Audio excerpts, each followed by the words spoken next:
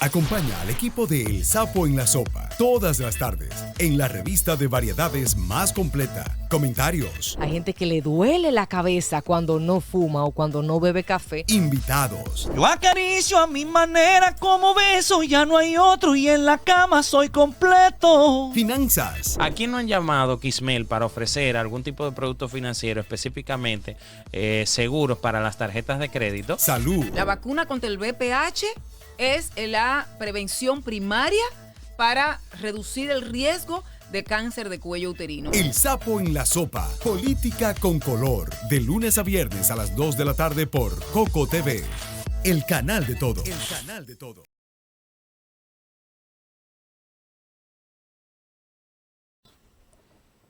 Bien, estamos de regreso en El Sapo en la Sopa. La verdad que agradecido de su fiel sintonía y ahora entramos en materia con un tema muy, muy importante y sabemos de que la población pues se va a educar bastante de lo que vamos a conversar con nuestro invitado en el día de hoy.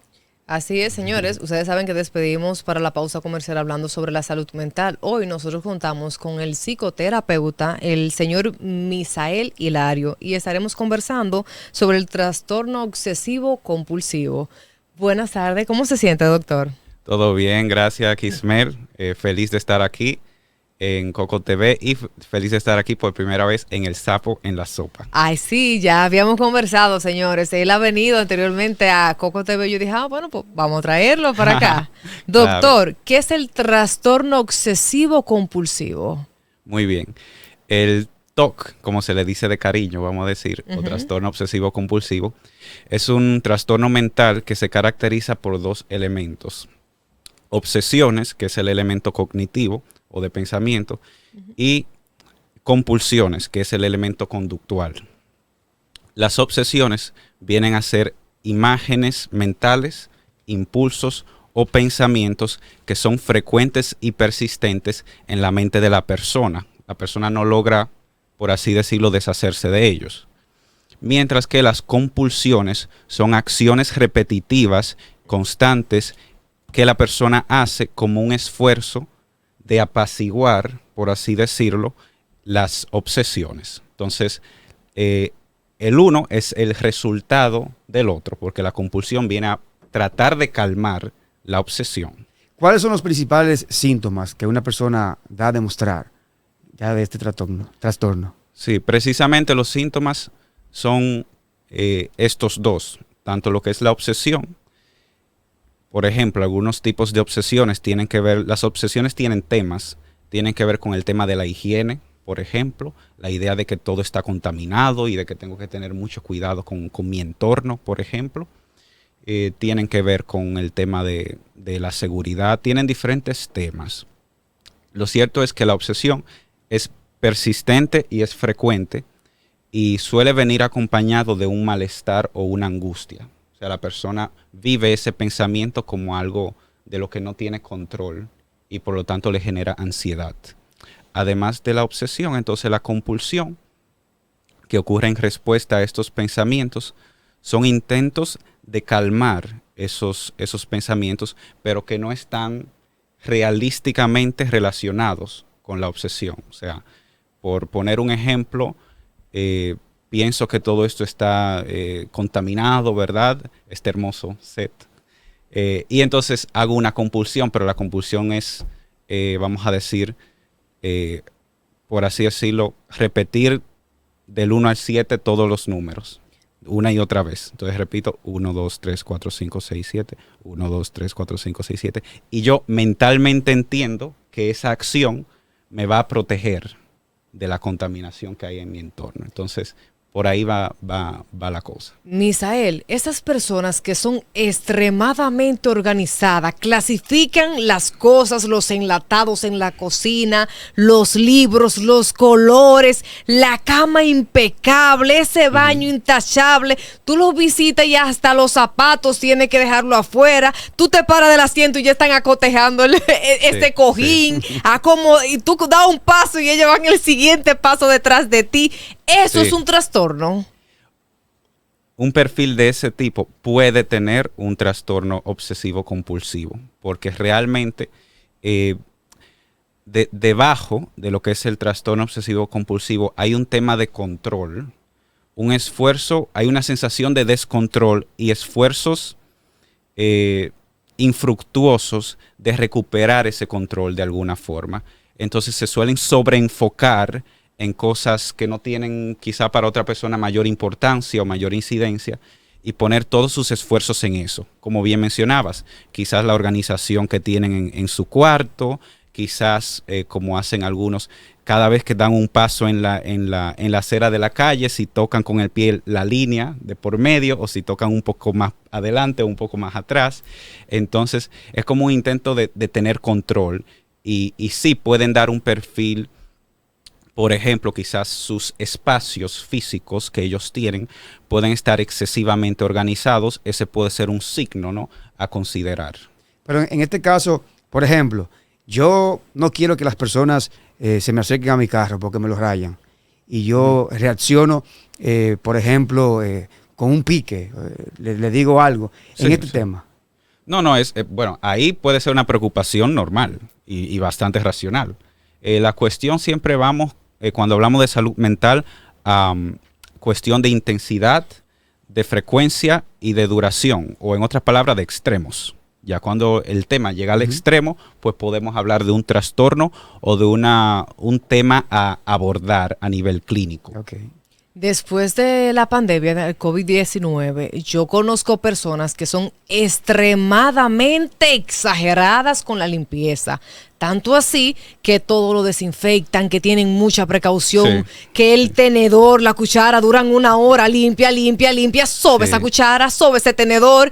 Es una dinámica que visualmente usted dice, pero ¿y estará normal? ¿Le pasa algo? Lo mismo que con el tema del cepillado. Una persona que dure mucho tiempo cepillándose y que come y vuelve y se cepille y termina y vuelve y se cepille. Claro. ¿Cuándo comienza esa persona a afectarse después de repetir constantemente esta dinámica y afecta a su entorno y sus familiares? Claro. No hay, como en muchos temas de salud mental, un límite claro, así al 100% uno solo, ¿no? Pero, por ejemplo, se ha dicho del tema de que las preocupaciones o obsesiones o el acto compulsivo te consuma más de 1 hora diaria. Se ha dicho como una especie de estándar, ¿ok? También, pues, el tema es de qué tanta incidencia tiene en tu funcionamiento estas obsesiones y estas preocupaciones. Si tú te preocupas mucho, pero puedes desenvolverte en tu día a día, puedes tener relaciones sanas, puedes planificarte y organizarte, pues entonces hay un nivel de incidencia en el funcionamiento más bajo. Ahora, si la obsesión te impide de ir al trabajo, de conectar o quedar con una cita social que tuviste, por ejemplo, pues ya está incidiendo en tu funcionamiento de otras áreas o de distintas áreas vitales. Entonces, esa es una característica tanto en el trastorno obsesivo compulsivo como en distintas entidades nosológicas o trastornos mentales, es si tiene una incidencia significativa en diferentes áreas vitales de la persona. ¿Hay alguna causa específica para que personas puedan tener este trastorno? Bueno, se ha hablado de componente genético, no se ha dado una causa específica, ¿no? Sino que se han identificado varios, más bien, factores que tienen incidencia, tanto en que exista un trastorno obsesivo compulsivo como en que pueda desencadenarse o en la gravedad que tenga. Se habla de una incidencia, un componente genético, se habla de un componente también ambiental, de un componente social, de la crianza, entre otros. Otro tema que quería mencionar, y es lo que ustedes tocaban en el segmento anterior, ¿no? Bueno, primero del tema de los seguros médicos. Quiero mencionar algo que mucha gente no conoce, y a mí hasta como usuario de seguro médico quiero que la gente lo sepa, que muchas veces el seguro, en el caso mío es humano, tiene un elemento que funciona con las consultas de psiquiatría y de psicología que se llama el reembolso. Tiene una política de reembolso que es diferente porque para que aplique tú no puedes pasar el seguro al momento de la consulta. Tienes que dejarla que pase normal, recibí el recibo, firmado con sello exequatur en el caso de psicología y psiquiatría, y aplicar para un reembolso, y eso te devuelve un 80%. O sea, más de lo que te cubre cuando tú se lo pasas directamente. Es algo que quiero que la gente sepa y lo investigue cada quien con su seguro, porque aplica así en ARS humano y tengo entendido que en otros seguros también. Espérese. Usted me está diciendo, un paciente que necesita asistir a psicología, Sí. tiene el seguro médico, pero desconoce la información, puede solicitar a la secretaria que le dé una factura firmada y sellada por su médico para dirigirse al órgano a que les reembolsen el 80% de lo que pagó de la consulta. Correcto. Y hago la aclaración. Es así con ARS humano. He hablado con otras personas y me dicen que entienden que aplica también en otros seguros. Usualmente un seguro, cuando ve que otro tiene una política, la acopla. Así que verifiquen siempre con su seguro, pero sí hagan eso. Cuando vayan a una consulta psicológica, hablen con la secretaria, soliciten una factura con el sello del profesional, y que la factura simplemente debe decir consulta psicológica, sello de profesional, exequatur, y con esas informaciones puede aplicar para solicitar un reembolso. Sin importar cuál sería la clínica o el centro que visitó. No, está en que el seguro te lo tenga esa política, que entiendo, repito, es bueno que verifiquen, pero entiendo que la mayoría Muy lo tiene. interesante. No, es extraordinario porque aquí hay serios problemas con el tema de la Sí, salud mental. sí. El tema... Por esa parte, perdón. Entonces, otra cosa que me pareció curioso que tocaban, y es el caso de la madre. El caso de la madre, que entonces ella se lanzó de un edificio, ¿no? Claro, es algo trágico. Hablaríamos usualmente en ese tipo de casos de lo que son depresión. A veces hay depresión, por ejemplo, posparto. Diferentes tipos, pero siempre que hay, por ejemplo, un riesgo de suicidio, pues lo usual es que eso viene acompañado con un trastorno depresivo o un trastorno del estado de ánimo, y a veces otros trastornos también. Siempre es importante para prevenir ese tipo de situaciones, dar apoyo a la persona, y que la persona también se permita recibir ese apoyo, poder expresarse sobre lo que la persona siente, poder expresar a veces incluso esos pensamientos un poco grises que la persona tiene, a modo de que se sienta escuchado o escuchada y pueda entonces tener un alivio emocional. El suicidio es prevenible si existen, vamos a decir, recursos de apoyo social, recursos de acompañamiento terapéutico que la persona reciba. ¿El trastorno compulsivo y obsesivo requiere medicamentos o requiere solo terapias? Es necesario que se evalúe, aparte de con un psicólogo, también con un psiquiatra, para que este profesional entonces determine. Usualmente sí, pero siempre se investigará caso por caso, pero usualmente sí, porque es una persona que suele tener unos niveles de ansiedad muy elevados, y para ayudarle a regular ese nivel de ansiedad inicial, los medicamentos le suelen ser un buen acompañamiento en ese proceso. Pero se cura el trastorno. El trastorno obsesivo compulsivo, a través de un proceso terapéutico, vamos a decir, más o menos intensivo, puede regular sus síntomas. Y la visión final, a través del tratamiento, no es que la persona no tenga, por ejemplo, obsesiones, sino que pueda tolerarlas. Entonces eso es algo muy fuerte, en especial si tú se lo dices en una primera consulta al paciente, porque dice, yo quiero que usted me quite eso, pero en realidad la terapia o la herramienta a largo plazo es la aceptación de la incertidumbre y el sentimiento de ansiedad que acompaña a las obsesiones. Y esa aceptación provoca que las obsesiones disminuyan en cantidad, disminuyan en intensidad, y que el nivel de funcionamiento que mencionamos se mantenga más adecuado, más óptimo. Un paciente diagnosticado con el trastorno obsesivo compulsivo, no le gusta que lo besen, única y exclusivamente, bueno, vamos al llano para que ustedes entiendan. Un paciente fue diagnosticado con el trastorno obsesivo compulsivo. No le gusta que lo besen a menos de que su pareja no se haya cepillado. Lo mismo que con el sexo oral. Para hacer cualquier contacto físico hay que cepillarse 1 y 2 veces, cuantas veces sea necesario. Llegaron a terapia. ¿Qué tipo de procedimiento ejecuta el psicólogo y el psiquiatra con este tipo de pareja? Claro. Primeramente, hay lo que es un proceso psicoeducativo. O sea, se le informa a las personas a través de distintas, a lo largo de distintas sesiones, qué son las obsesiones, cuál es la función a nivel mental que suelen cumplir, porque a pesar de que le genera malestar, es como si cumpliera una función, le genera algún tipo de, como mencionaba, sensación de control a veces, o algún tipo de alivio indirecto. Entonces, la parte psicoeducativa es un elemento importante, tanto para el paciente como para la pareja en ese caso. También está la parte de evitar la neutralización que el paciente ejerce. La neutralización no es más que la misma compulsión. O sea, el ejemplo que te daba de que contar del 1 al 7, ¿no? 1, 2, 3, 4. Entonces, la idea ahí sería, de nuevo, a través de un proceso, ¿verdad? A través de un proceso, decirle, mira, este espacio está medio sucio. O sea, como provocarle la ansiedad. Provocarle la ansiedad. Y cuando él vaya a contar del 1 al 7, detente, párate en 5, en el 5, no llegue hasta el 7. Después no llega hasta el número 3. O sea, reducir el acto compulsivo, porque es como si fuera, por decirlo en términos llanos, como una especie de, en la mentalidad obsesivo-compulsivo, de un acto mágico, de que si yo cuento del 1 al 7, se va a calmar todo. Claro, y realista, pero entonces en esa parte es provocar o facilitar la obsesión, la ansiedad, sin ejecutar la compulsión.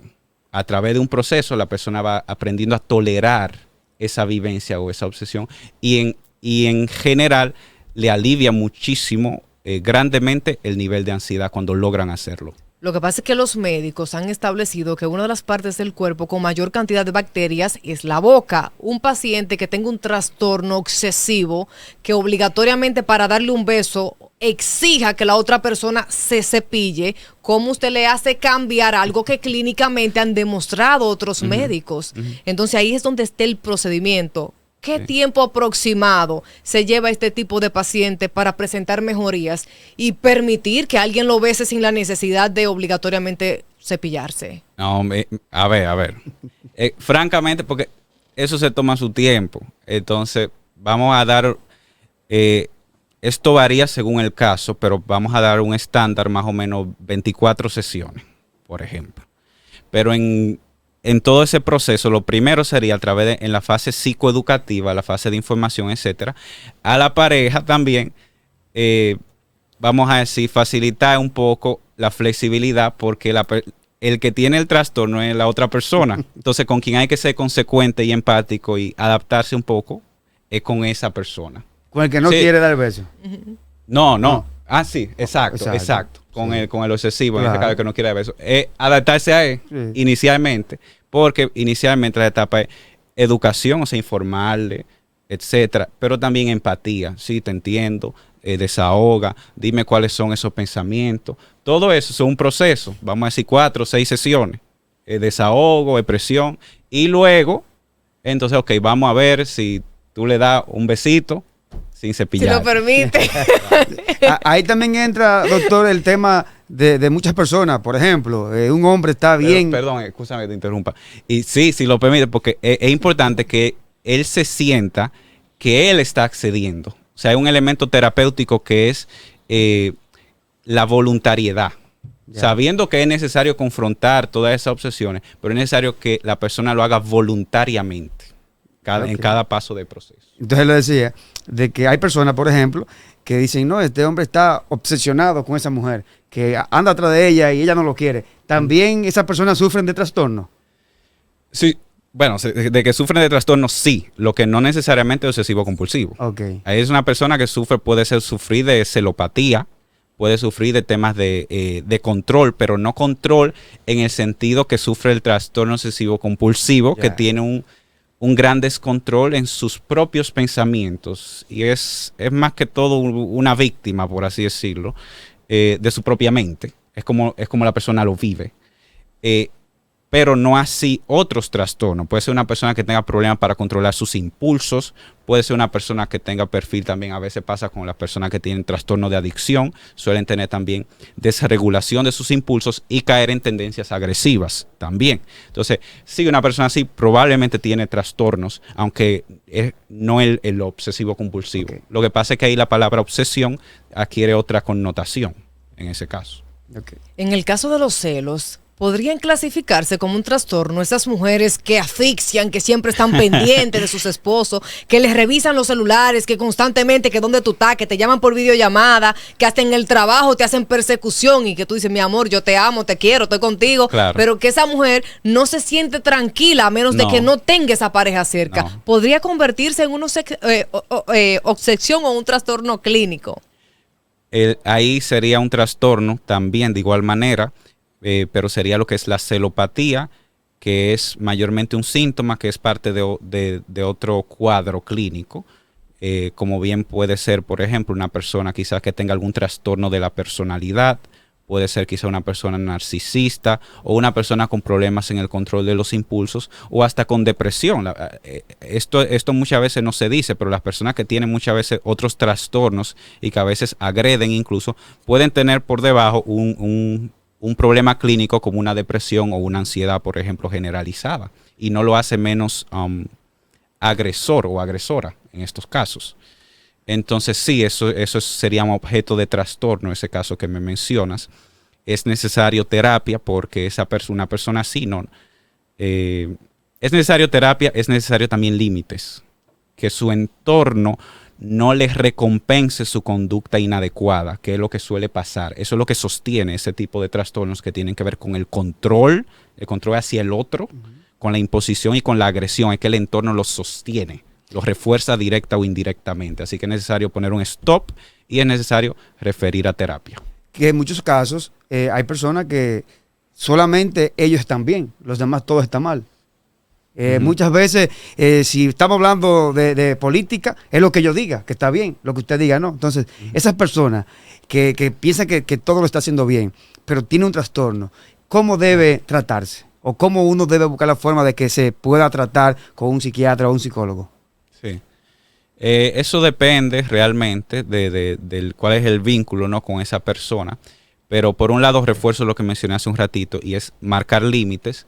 Por otro lado, en este caso que me comentas, sería más bien un poco un tema de sutileza social y de habilidad social, porque una persona que insiste mucho en su punto, a veces es mejor exponer mi punto y luego ceder.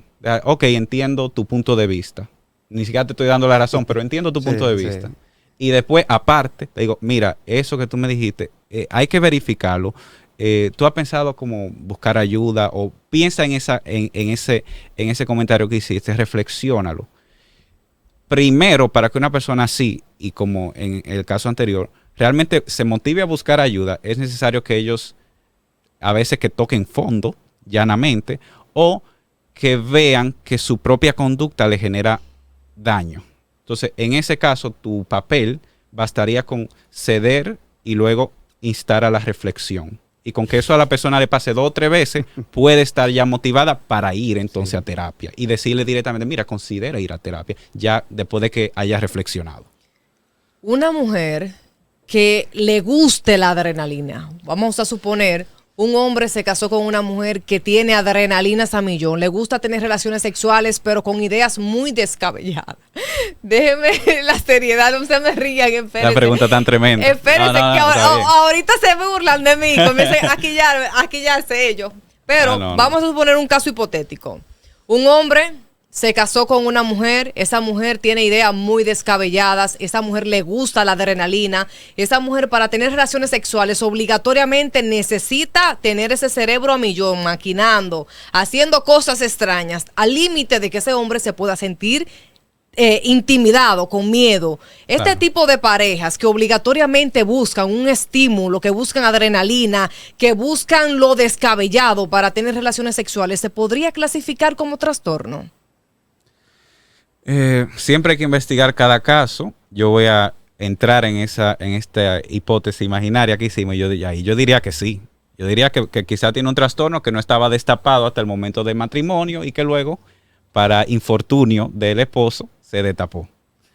Pero ahí también yo corregiría algo, y es que obligatoriamente necesita. Eso es parte del mismo trastorno. O sea, no es que obligatoriamente tú necesitas algo que involucra a otra persona, en el caso del sexo. Tú no puedes decir, yo obligatoriamente necesito que eso sea así, cuando tú requieres de la cooperación de otro ser humano.